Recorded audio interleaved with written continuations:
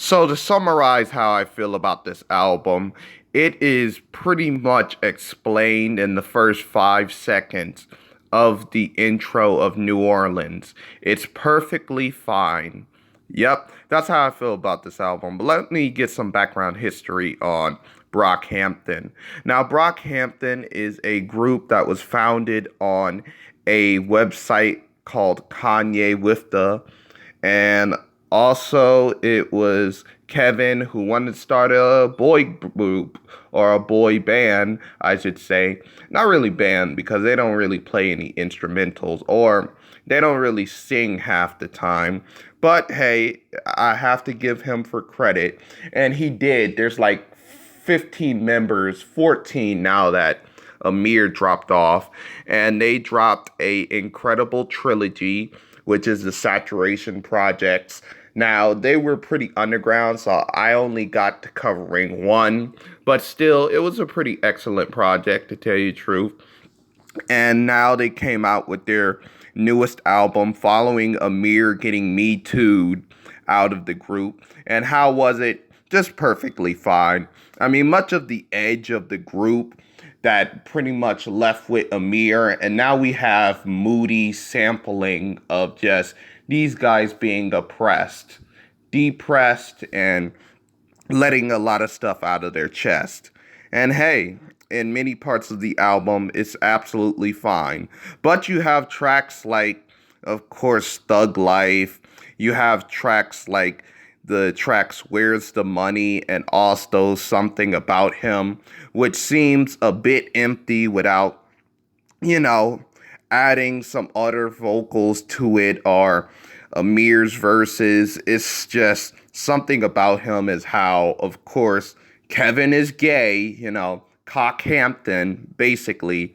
And also Where the Cash At is Woods doing his little freaky vocals, which doesn't really matter because it's under like 2 minutes.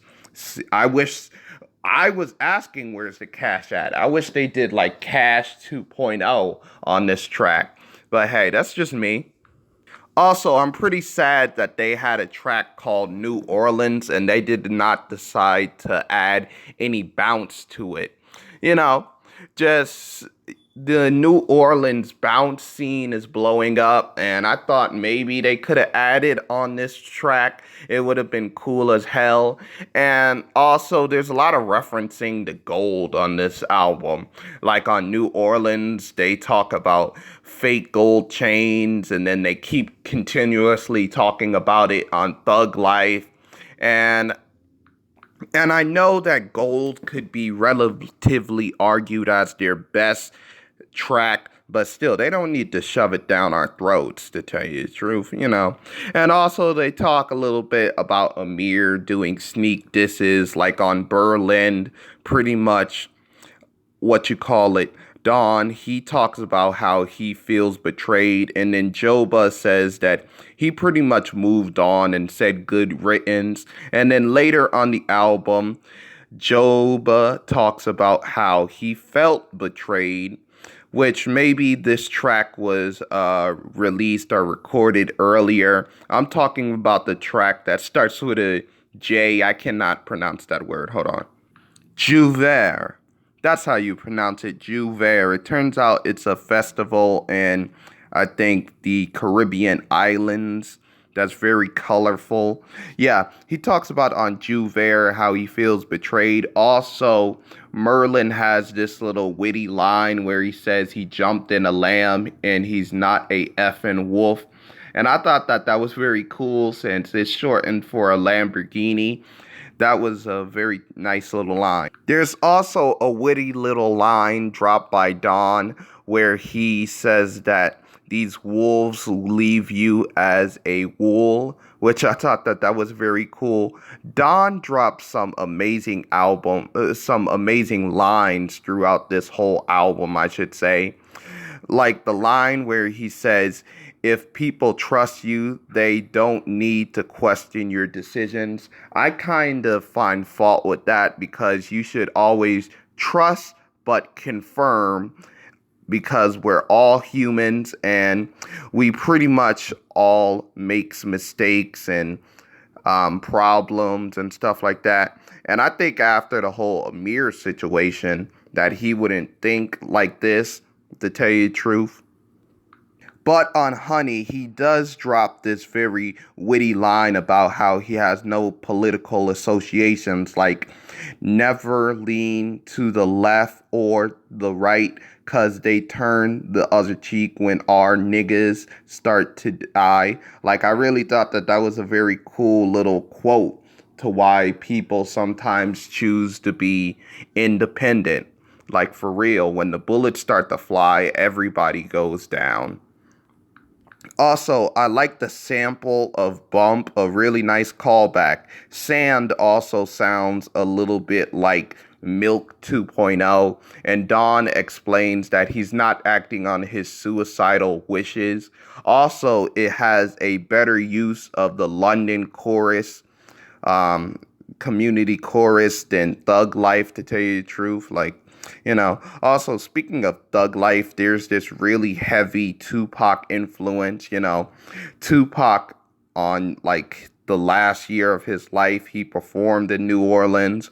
Also, it was this rumor that he was living in New Orleans after he faked his death. So that's another thing. Also, Thug Life. And Thug Life, they reference babies, which could be the whole them acknowledging what thug life actually means, as in the hate you give the little infants, fuck everybody, which is how Tupac explained it. Distance have Joba explaining to God that he prays to him, but he's still depressed and oppressed. And on the song Tape, he also explains that God should actually send him a personal messenger, even though he's not a saint. And also, Kevin explains that he wanted to be signed with Death Row, which is another tie-in to the Tupac situation. Also, I think that loophole, which samples, an interview that Who Kid had with Cameron, Tupac was screwed out of millions by Suge Knight, supposedly. So that also ties in with the whole Tupac connections.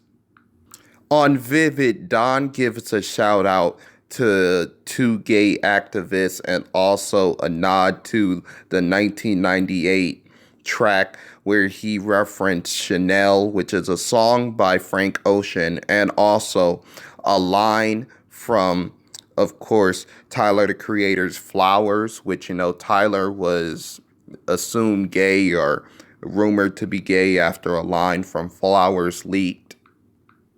And we finally heard the studio version of Tonya, and yeah, it's pretty nice. Don, he explains how his family gave him Stockholm Syndrome, which is something I can relate because sometimes you have bad characters in your family, especially if many times it's your mother and you don't really want to hang out with them and you kind of dislike them, but you feel bad because society tells you you should always like your family members or at least get along with your parents, which you only do that for parents. And also would reference how he has dead whites as in money, which is a little bit strange, a strange analogy.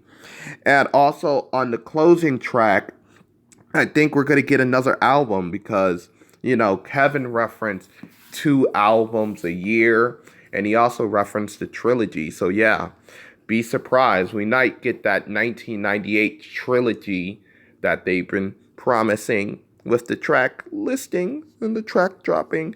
Also, Bear explains that he has suicidal thoughts. So, overall, this album, it's not as good as I think it would be if you had a person like Amir holding the group down, because this group tends, like Brockhampton tends to be like super emotional, and I think Amir was like the extra flavoring in the gumbo that held them together and actually kept their spirits up. So yeah, I'm gonna give it a high 5 to a light 6. Please like, subscribe, and share this video. I'm out.